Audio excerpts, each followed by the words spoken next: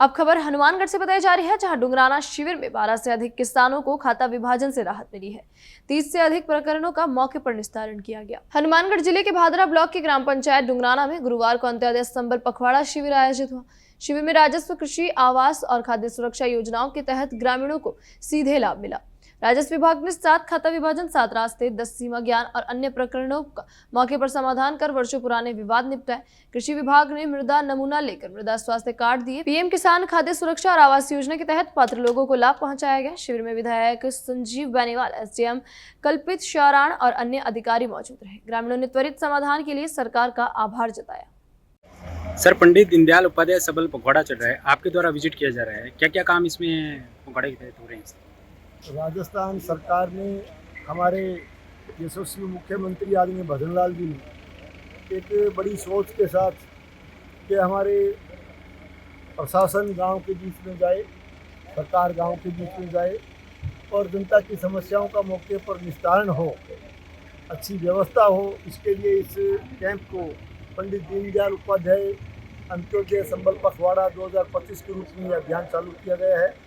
और आज इस अभियान के तहत हम ग्राम पंचायत डुंगराना के इस स्कूल कैंपस में हम इकट्ठे हुए हैं और आज ये कार्यक्रम चल रहा है। ऐसे गांव के लिए लगातार 24 तारीख से इस अभियान को चालू किया गया है और 9 तारीख तक ये अभियान लगातार चलेगा।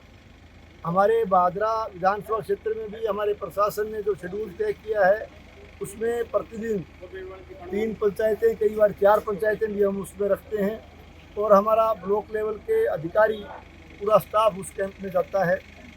और जहाँ तक काम का सवाल है, विशेष करके राजस्व से संबंधित मामले, आपसी सहमति से कोई खाता विभाजन हो, कोई रास्ते का कोई विवाद है, उसका मौके पर निस्तारण करना हो, राजस्व रिकॉर्ड में, जमाबंदी में किसी का नाम त्रुटिपूर्ण या अशुद्ध लिखा गया तो उसको मौके पर उसका शुद्धिकरण करने का काम हो, सीमा ज्ञान करवाने का काम हो।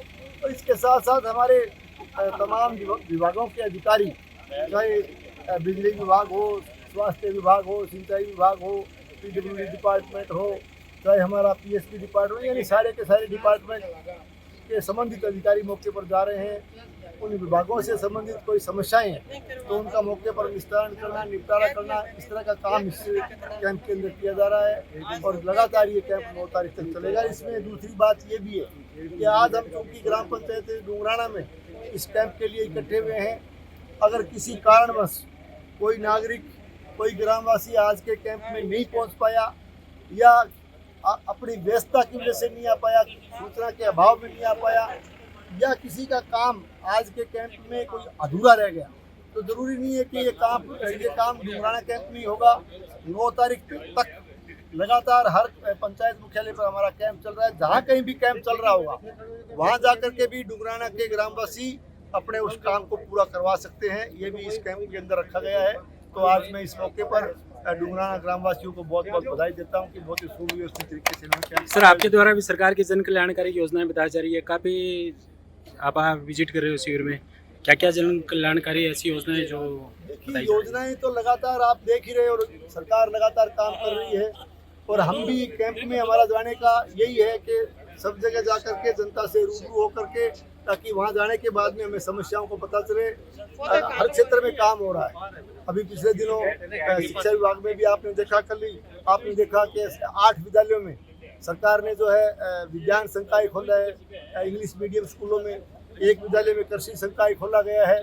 ठीक इसी तरह से बजट में चाहे सड़कों से संबंधित काम हो, चाहे चिकित्सा विभाग से संबंधित काम हो, चाहे दूसरी डिपार्टमेंट से संबंधित काम हो, खूब काम इस पिछले बजट में भी खूब काम भादरा तहसील में हुए।